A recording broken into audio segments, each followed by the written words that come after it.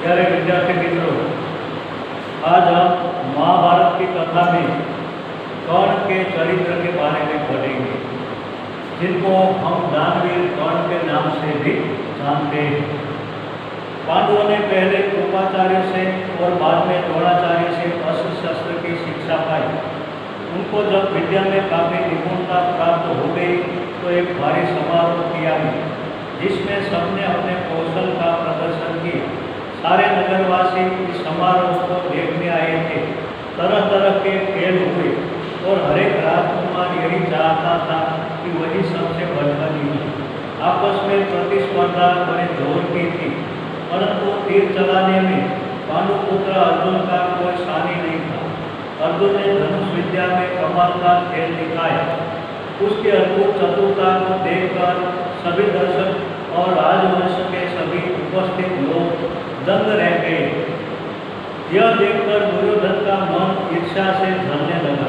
अभी खेल हो ही रहा था कि इतने में रंगभूमि के द्वार पर खंग ठोकते हुए एक रोबीला और तेजस्वी युवक मस्तानी चाल से आकर अर्जुन के सामने खड़ा हो गया।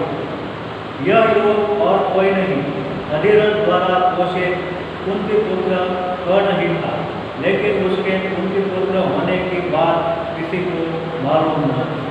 तो महाभारत कथा में जो सबसे महत्वपूर्ण चरित्र है कर्ण का, जिन्हें दानवीर कर्ण के नाम से जाना जाता है। कर्ण और दुर्योधन की जो मित्रता है वो भी प्रसिद्ध मित्रता है। तो पांडव है पहले कृपाचार्य से, उनके जो पूर्व गुरु थे उनसे शिक्षा प्राप्त करते हैं। बाद में द्रोणाचार्य है, वो उन्हें अस्त्र और शस्त्र की शिक्षा देते हैं। जब पांडव और कौरव के सभी राजकुमार हैं शिक्षित हो जाते हैं, निपुणता प्राप्त कर लेते हैं, योग्यता प्राप्त कर लेते हैं, तो एक बड़े भव्य समारोह का आयोजन किया जाता है, ताकि सभी राजकुमार हैं अपने अपने कौशल का प्रदर्शन कर सके। सारे नगरवासी हैं उस समारोह में उपस्थित हुए थे। वो देखें कि हमारे जो राजकुमार हैं कैसे अपना कर्तव्य दिखाते हैं। तरह तरह के खेल होते हैं। हर एक राजकुमार यही चाहता था कि वह सबसे बढ़कर के आगे निकले, वही श्रेष्ठ हो। आपस में बड़ी प्रतिस्पर्धा थी। आपस में होड़ हुई कि भाई तीर चलाना है, तो तीर चलाने में पांडुपुत्र अर्जुन है, उसकी कोई बरोबरी नहीं कर पाता, कोई स्थानी नहीं था, ना उसकी बरोबरी का कोई तीरंदाज नहीं था। ना अर्जुन है धनुर्विद्या में बहुत ही कमाल का खेल दिखाते। उनकी ऐसी चतुरता देख करके सभी जो दर्शक है, देखने वाले हैं, राजवंश के जो सभी लोग वहाँ उपस्थित हुए थे, वो आश्चर्यचकित हो जाते हैं। उसको देख करके दुर्योधन है मन से ईर्ष्या करने लगता है, जलने लगता है। अभी खेल हो ही रहा था तो अचानक रंगभूमि के दरवाजे पर अपने खंग ठोकते हुए एक रोबीला और तेजस्वी युवक है अपनी मस्तानी चाल में आकर अर्जुन के समक्ष उपस्थित हो जाता है, खड़ा हो जाता है। यह युवक और कोई नहीं, अधिरथ द्वारा पोषित कुंतीपुत्र कर्ण ही था। अधिरथ है वो वहाँ सारथी के रूप में काम करता था और अधिरथ और उनकी धर्मपत्नी राधा ने कुंतीपुत्र कर्ण का पालन पोषण किया था, परंतु किसी को भी उसके कुंतीपुत्र होने की बात मालूम नहीं थी। किसी को भी पता नहीं था कि कर्ण है वास्तव में कुंती का पुत्र है। रंगभूमि में आते ही उसने अर्जुन को ललकारा, अर्जुन जो भी कर्तव्य तुमने यहाँ दिखाए हैं उनसे बढ़कर कौशल में दिखा सकता, क्या तुम इसके लिए तैयार हो? इस चुनौती को सुनकर दर्शक मंडली में बड़ी खलबली मच गई, पर ईर्ष्या की आग से जलने वाले दुर्योधन को बड़ी राहत मिली। वह बड़ा प्रसन्न हुआ। उसने तपाक से कर्ण का स्वागत किया और उसे छाती से लगाकर बोला, कहो कर्ण कैसे आए, बताओ हम तुम्हारे लिए क्या कर सकते हैं। मैं अर्जुन से द्वंद्व युद्ध और आपसे मित्रता करना चाहता हूँ। कर्ण की चुनौती को सुनकर अर्जुन को बड़ा क्लेश आया। वह बोला, कर्ण, सभा में जो बिना बुलाए आते हैं और जो बिना किसी के पूछे बोलने लगते हैं वे निंदा के योग्य होते हैं। यह सुनकर कर्ण ने कहा, अर्जुन, यह उत्सव केवल तुम्हारे लिए ही नहीं मनाया जा रहा, सभी प्रजाजन इसमें भाग लेने का अधिकार रखते हैं। व्यर्थ डींगे मारने से फायदा क्या? चलो तीरों से बात कर ले। तो कर्ण है अर्जुन के सामने जब उपस्थित होता है और फिर अर्जुन को ललकारता है, तो भाई तुमने जो कौशल दिखाए हैं, जो कर्तव्य दिखाए हैं, उससे अच्छे का कौशल मैं दिखा सकता हूँ। क्या तुम उसके लिए तैयार हो? तो जब वो चुनौती देता है तब वहाँ उपस्थित जो दर्शक मंडली है उस पर खलबली हो जाती है। भाई कोई सो ऐसा वीर योद्धा है जो अर्जुन को ललकार रहा है। दुर्योधन है ईर्ष्या की आग से जल रहा था, उन्हें भी खुशी होती है, तुरंत वह कर्ण का स्वागत कर देता है, उसे अपनी छाती से लगा देता है और कहता है, कहो कर्ण कैसे आए, मैं तुम्हारे लिए क्या कर सकता हूँ। तब कर्ण कहता है, हे राजन, मैं अर्जुन से द्वंद्व युद्ध और आपसे मित्रता करना था। द्वंद्व युद्ध अर्थात दो लोगों के बीच का युद्ध और आपसे मैं मित्रता करना चाहता हूँ। तो कर्ण की जब ये चुनौती अर्जुन सुनता है तो बड़े जोश में आकर के कह देता है कि भाई हे कर्ण, जो सभा में बिना बुलाए आते हैं और बिना किसी के पूछने पर बोलने लगते हैं वो निंदा के पात्र होते हैं। तब कर्ण उन्हें कहता है कि हे अर्जुन, ये उत्सव केवल तुम्हारे लिए आयोजित नहीं किया गया, सभी प्रजाजन है, उन्हें भाग लेने का अधिकार है। व्यर्थ में तुम डींगे मत मारो, हाँ, बड़ी बड़ी बातें मत करो, चलो तीरों से बात करते हैं। यदि मुकाबला करना है तो तीरों से करो। जब कर्ण ने अर्जुन को ऐसी चुनौती दी तो दर्शकों में तालियां बजने लगी। दर्शकों के भी दो पक्ष हो गए, दो दल हो गए। एक दल अर्जुन को बढ़ावा देने लगा, दूसरा कर्ण। इसी प्रकार वहाँ इकट्ठी जो स्त्रियां हैं उसके भी दो दल बन गए। सुनती है, कर्ण को देखती है, तुरंत ही पहचान लेती है, क्योंकि कर्ण को कुंती ने जन्म दिया था जब वह कौमारी अवस्था में थी। तो कर्ण के शरीर पर कवच और कुंडल थे, तो कवच और कुंडल जब वह देख लेती है, समझ आती है कि ये मेरा ही पुत्र है, जिन्हें मैंने नदी में बहा दिया था। तो उसे देखते ही पहचानती है, तो भयभीत हो उठती है, लज्जा के मारे मूर्छित होकर के गिर पड़ती है। उसकी ऐसी स्थिति देखकर विदुर जी दासियों को बुलाते हैं और उसे सचेत करने का प्रयत्न करते हैं। इसी बीच तो कुरुगुरु है पांडवों और कौरवों के कृपाचार्य, वो उठकर खड़े होते हैं और कर्ण से कहते हैं कि हे अज्ञात वीर, हे वीर, हम तुम्हें जानते नहीं हैं, ये महाराज पांडु का पुत्र और कुरुवंश का वीर अर्जुन है, तुम्हारे साथ द्वंद्व युद्ध करने के लिए तो तैयार है, परंतु पहले तुम्हें अपना परिचय देना होगा। तुम कौन हो, किसके पुत्र हो, किस राजकुल को तुम विभूषित करते हो। द्वंद्व युद्ध है बराबर वालों में होता है, इसलिए तुम पहले अपना परिचय दो। अपने कुल का परिचय पाए बगैर राजकुमार कभी द्वंद्व करने को तैयार नहीं होते, क्योंकि अर्जुन है वो राजकुमार है। कृपाचार्य की यह बात सुनकर कर्ण का सिर है झुक जाता है। कर्ण को इस तरह देख करके अर्जुन दुर्योधन है खड़ा होता है और कहता है, यदि बराबरी की बात है तो मैं आज ही कर्ण को अंग देश का राजा घोषित करता हूँ। यह कहकर मैं दुर्योधन तुरंत अपने पिता भीष्म एवं अपने पिता धृतराष्ट्र से अनुमति प्राप्त करके, आज्ञा प्राप्त करके तुरंत ही रंगभूमि में ही राज्याभिषेक की सारी सामग्री मंगवाते हैं और कर्ण का राज्याभिषेक करवा देते हैं और उसे अंग देश का राजा घोषित कर देते हैं।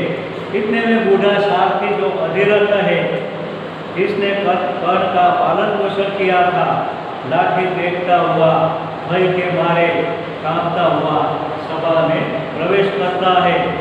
कर्ण जो अभी अभी अंग देश का राजा बना है, वह उसे देखते ही अपना धनुष नीचे रखकर खड़ा होता है और अपने पिता मानकर बड़े आदर के साथ उनके आगे नतमस्तक होता है, सिर नवाता है।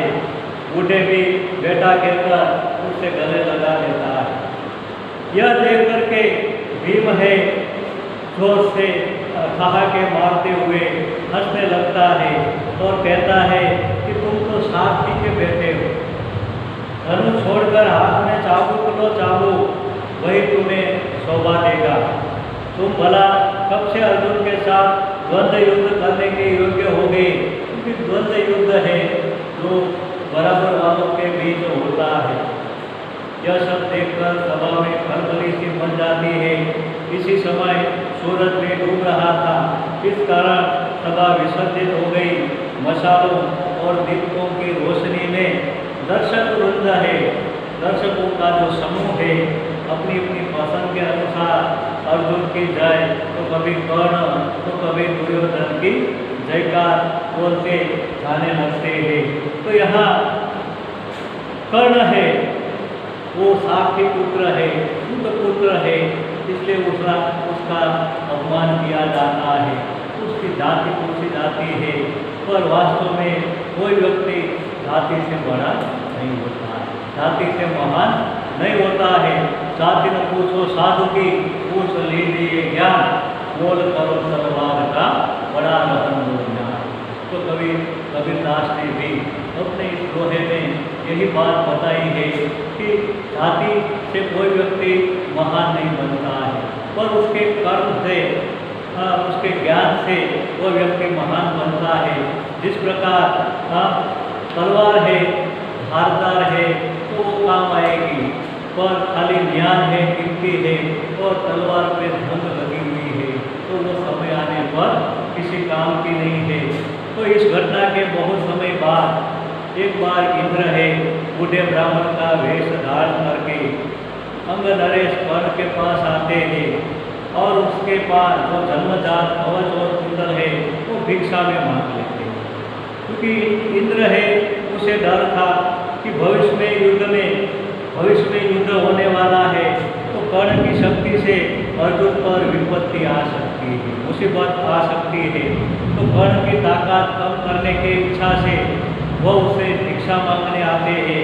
कर्ण को सूर्यदेव ने पहले ही सचेत कर दिया था, सावधान कर दिया था कि उसे धोखा देने के लिए इंद्र चाल चलने वाले हैं। परंतु कर्ण इतना दानी था कि किसी से कुछ मांगने पर वह कभी मना नहीं कर सकता था।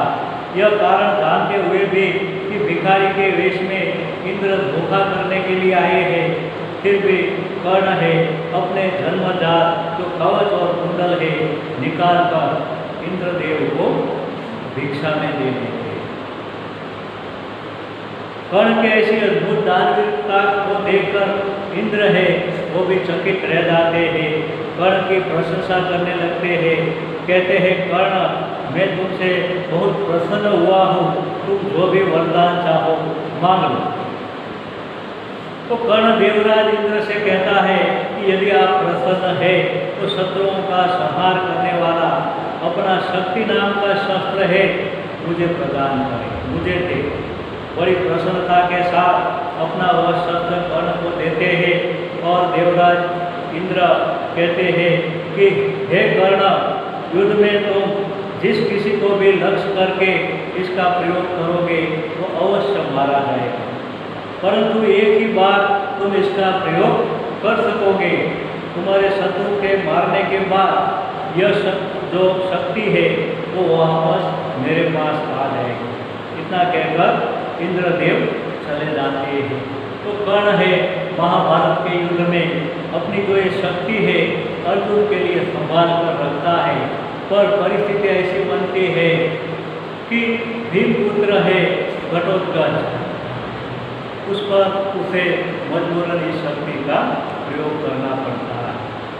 एक बार कर्ण है परशुराम जी के से ब्रह्मास्त्र सीखने की इच्छा से गई। उस समय परशुराम का नियम था कि वो ब्राह्मण कुमारों को ही शिक्षा देते थे। तो परशुराम जी के पास गया और प्रार्थना की कि उसे शिष्य स्वीकार करें। परशुराम उसे ब्राह्मण समझकर शिष्य बना लेते हैं और इस प्रकार छल कपट से कर्ण है ब्रह्मास्त्र चलाना सीख जाते हैं। एक समय की बात है कि जब उनके गुरु परशुराम कर्ण की झांग पर सिर रख करके सो रहे। इतने में एक काला भौरा है कर्ण की झांग के नीचे घुस गया और उसे काटने लगता है। कीड़े के काटने से कर्ण को बहुत पीड़ा होती है और उसकी जांघ से लहू की धारा भी बहने लगती है।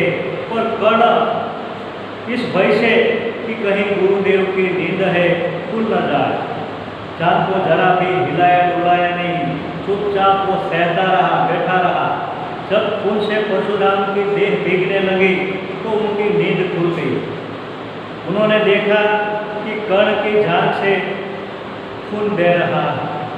यह देखकर परशुराम बोले, बेटा सच बताओ तुम कौन हो?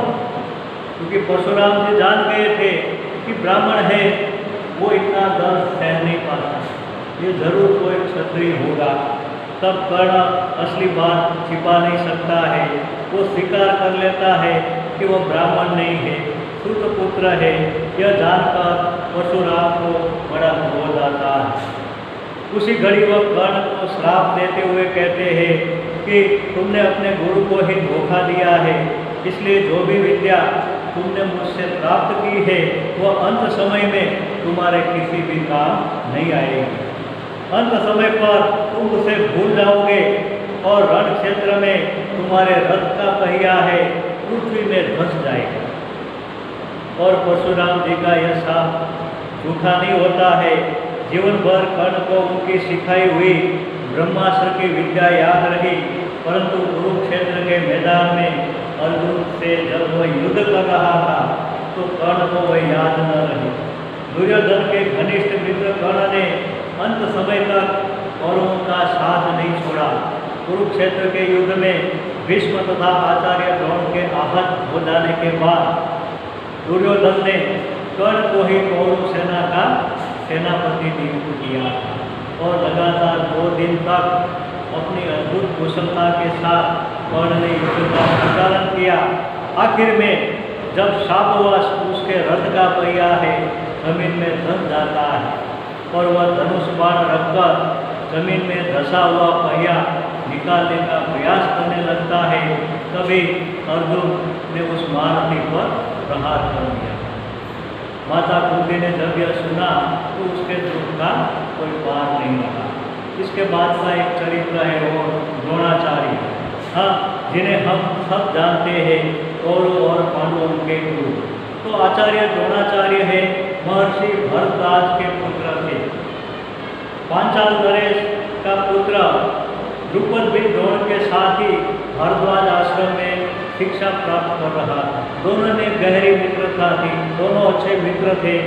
कभी कभी राजकुमार द्रुपद उत्साह में आकर के द्रोण से यहाँ तक कह देते थे कि जब मैं पांचाल देश का राजा बन जाऊँगा तो मैं आधा राज्य तुम्हें दे दूँगा। शिक्षा संपन्न होने के बाद द्रोणाचार्य है रूपाचार्य की बहन से विवाह कर लेते हैं। उससे उनका एक पुत्र होता है जिसका नाम उन्होंने अश्वस्थामा रखा। द्रोण अपनी पत्नी और पुत्र को बड़ा प्रेम करते थे। द्रोण बड़े गरीब थे, दरिद्र ब्राह्मण थे। वह चाहते थे कि धन प्राप्त किया जाए और अपनी पत्नी व पुत्र के साथ सुख से रहा जाए। उन्हें जब खबर लगी कि परशुराम है अपनी सारी संपत्ति गरीब ब्राह्मणों को बांट रहे, तो भागे भागे वे उनके पास गए। लेकिन जब वो परशुराम के पास पहुँचे तो परशुराम अपनी सारी संपत्ति है दान कर चुके और वनगमन की तैयारी कर रहे थे। द्रोण को देखकर वह बोले, हे ब्राह्मण श्रेष्ठ, आपका स्वागत है। पर मेरे पास जो भी कुछ था वह मैं बांट चुका हूँ। अब यह मेरा शरीर और धनुर्विद्या ही है, बताइए मैं आपके लिए क्या करूँ। तब द्रोणाचार्य उनसे सारे अस्त्रों के प्रयोग तथा रहस्य सिखाने की प्रार्थना करते हैं। परशुराम द्रोण की यह प्रार्थना स्वीकार कर लेते हैं और द्रोण को धनुर्विद्या की पूरी शिक्षा देते हैं। कुछ समय बाद राजकुमार द्रुपद के पिता का देहावसान हो जाता है और द्रुपद है राजगद्दी पर बैठता है। द्रोणाचार्य को जब ये पता चला कि द्रुपद है पांचाल का राजा बन गया है तो वह बड़ा प्रसन्न हुआ और राजा द्रुपद से मिलने पांचाल देश को चल पड़े। उन्हें गुरु के आश्रम में द्रुपद के लड़कपन में की गई सारी बातचीत याद थी। सोचा यदि आधा राज्य न भी देगा तो कम से कम कुछ धन तो जरूर ही देगा। यह आशा लेकर द्रोणाचार्य है राजा द्रुपद के पास पूछते हैं, बोलते हैं, मित्र द्रुपद, मुझे पहचानते हो? मैं तुम्हारा बालपन का मित्र द्रोण हूँ। तो ये जो द्रुपद है ऐश्वर्य के मद में मत्त हो गया था। हाँ, धन संपत्ति आने से उसे एक प्रकार का नशा छा गया था। उसे द्रोणाचार्य का आना बुरा लगा। द्रोण का अपने साथ मित्र का सा व्यवहार करना तो और भी अखरा। द्रोण पर वह गुस्से हो गया और बोला, हे ब्राह्मण, तुम्हारा ये जो व्यवहार है सज्जनोचित नहीं है। मुझे मित्र कहकर पुकारने का तुम्हें साहस कैसे हुआ? मैं राजा हूँ, तुम एक गरीब ब्राह्मण हो। सिंहासन पर बैठे हुए एक राजा के साथ एक दरिद्र प्रजाजन की मित्रता कभी हुई है? कभी संभव है? तुम्हारी बुद्धि कितनी कच्ची है। लड़कपन में लाचारी के कारण हम दोनों को जो साथ करना पड़ा, रहना पड़ा, उसके आधार पर तुम द्रुपद से मित्रता का दावा करने लगे। दरिद्र की धनी के साथ, मूर्ख की विद्वान के साथ और कायर की वीर के साथ मित्रता कहीं हो सकती है? मित्रता बराबरी की हैसियत वालों में होती है, मित्रता बराबरी वालों में होती है। जो किसी राज्य का स्वामी न हो वह राजा का मित्र कभी नहीं हो सकता।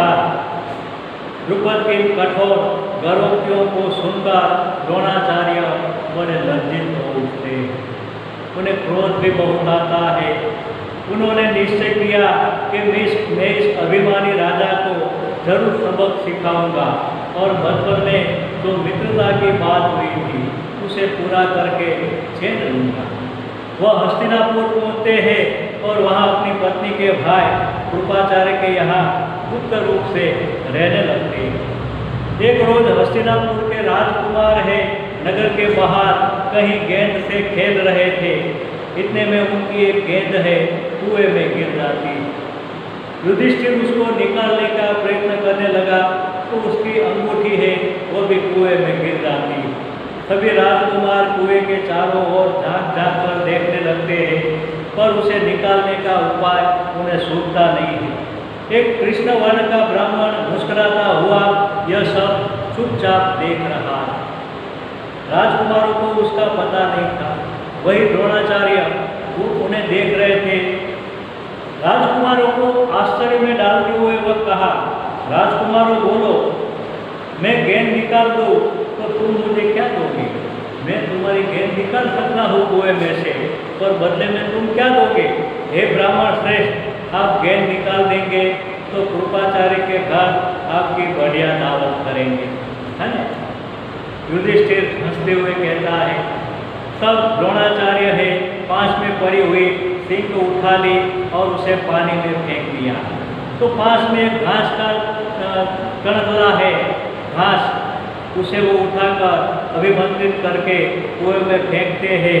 सिंह गेंद को जाकर लगी जैसे तीर और फिर उस तरह लगातार कई सिक्के के कुएं में डालते गए। सिक्के एक दूसरे के सिर से चिपकती गई। जब आखिरी सिंह का सिरा कुएं के बाहर तक घुस गया तो द्रोणाचार्य उसे पकड़कर खींच लिया और गेंद निकल आई। सब राजकुमार आश्चर्य से इस करतब को देखते रहे। उन्होंने ब्राह्मण से विनती की कि युधिष्ठिर की अंगूठी भी निकाल दीजिए। द्रोण ने तुरंत धनुष चढ़ाया और कुएं में तीर मारा। पल भर में बाण अंगूठी को अपनी नोक में लिए हुए ऊपर आ गया। द्रोणाचार्य ने अंगूठी युधिष्ठिर को दे दी और यह चमत्कार देखकर राजकुमारों को और ज़्यादा आश्चर्य हुआ। द्रोण के आगे आदरपूर्वक सिर नमाते हुए हाथ जोड़कर पूछने लगे कि हे महाराज, आप हमारा प्रणाम स्वीकार करें और हमें अपना परिचय दीजिए कि आप कौन हैं, हम आपकी क्या सेवा कर सकते हैं, हमें आज्ञा दीजिए। तब द्रोण कहते हैं, राजकुमारों, यह सारी घटना सुनाकर पितामह भीष्म से ही मेरा परिचय प्राप्त कर ले। राजकुमार सब अपने पितामह भीष्म के पास जाते हैं, उन्हें सारी बात बताते हैं। भीष्म ताड़ गए, समझ गए कि हो न हो वे सुप्रसिद्ध आचार्य द्रोण ही होंगे। अब और वह निश्चय करते हैं कि अब से राजकुमारों की अस्त्र शस्त्र की जो शिक्षा है द्रोणाचार्य के हाथों ही पूरी होगी। बड़े सम्मान से वे द्रोण का स्वागत करते हैं और राजकुमारों को आदेश देते हैं कि वे गुरु द्रोण से ही धनुर्विद्या सीखा करें। कुछ समय बाद जब राजकुमारों की शिक्षा पूरी हुई तो द्रोणाचार्य है उनसे गुरु दक्षिणा के रूप में पांचाल राज द्रुपद को कैद कर लाने के लिए कहते हैं कि भाई मेरी गुरु दक्षिणा यही होगी कि पांचाल नरेश जो द्रुपद है उन्हें हराकर उन्हें बंदी बनाकर मेरे सामने लाओ। गुरु जी की आज्ञा के अनुसार दुर्योधन और कर्ण है द्रुपद के राज्य पर धावा बोल देते हैं, हमला करते हैं, परंतु पराक्रमी द्रुपद के आगे वे ठहर नहीं पाते हैं। हार कर वो वापस आ जाते हैं। तब द्रोणाचार्य है अर्जुन को भेजते हैं। अर्जुन है अपने बाणों की वर्षा से वहाँ के जो पांचाल राज है द्रुपद उनकी सेना को तहस-नहस कर देते हैं और राजा द्रुपद को उनके मंत्री सहित कैद करके आचार्य के सामने प्रस्तुत करते हैं। द्रोणाचार्य है मुस्कुराते हुए द्रुपद से कहते हैं कि हे वीर, डरो नहीं।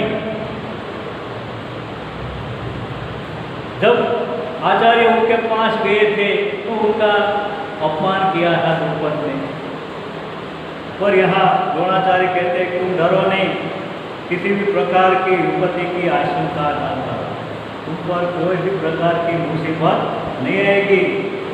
हाँ, लड़कपन में तुम्हारी हमारी मित्रता थी। जब हम छोटे थे गुरु के आश्रम में पढ़ते थे, साथ साथ खेलते कूदते उठते बैठते थे, परंतु बाद में जब तुम राजा बन गए तो ऐश्वर्य के मद में आकर तुम मुझे भूल गए। तुम्हें संपत्ति का इतना नशा छा गया कि तुम अपने बचपन के मित्र को भी भूल गए और मेरा अपमान कर दिया।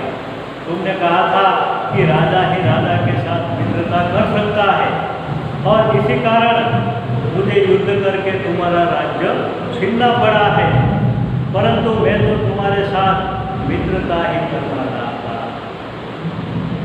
इसलिए आधा राज्य तुम्हें वापस लौटा देता हूँ, क्योंकि मेरा मित्र बनने के लिए भी तो तुम्हें राज्य चाहिए न। मित्रता तो बराबरी की हैसियत वालों में ही हो सकती है। वो द्रुपद को उन्हीं के शब्द सुनाते हैं। द्रोणाचार्य ने इसे अपने अपमान का काफ़ी बदला समझा और उन्होंने द्रुपद को बड़े सम्मान के साथ विदा कर दिया। इस प्रकार राजा द्रुपद का जो गर्व है, अभिमान है, वह चूर हो गया, लेकिन बदले से घृणा दूर नहीं हुई। किसी के अभिमान को ठेस लगने पर जो पीड़ा होती है उसे सहन करना बड़ा कठिन होता है। अब उसके मन में द्रोण से बदला लेने की भावना है, वो दृढ़ हो गई और द्रुपद के जीवन का लक्ष्य भी यही बन गया। उसने कई कठोर व्रत किए, तप किए और यही कामना की कि उसे एक ऐसा पुत्र प्राप्त हो जो द्रोण को मार सके, साथ ही एक ऐसी कन्या हो जो अर्जुन को ब्याही जा सके। आखिर उसकी मनोकामना पूरी होती है और उसके धृष्टद्युम्न नामक एक पुत्र जन्म होता है और द्रौपदी नाम की एक कन्या जन्म होती है। आगे चलकर कुरुक्षेत्र की रणभूमि में अजय द्रोणाचार्य, जिसे कोई हरा नहीं पाता था, ऐसे द्रोणाचार्य किसी दुष्ट जुम्न के हाथों मारे गए।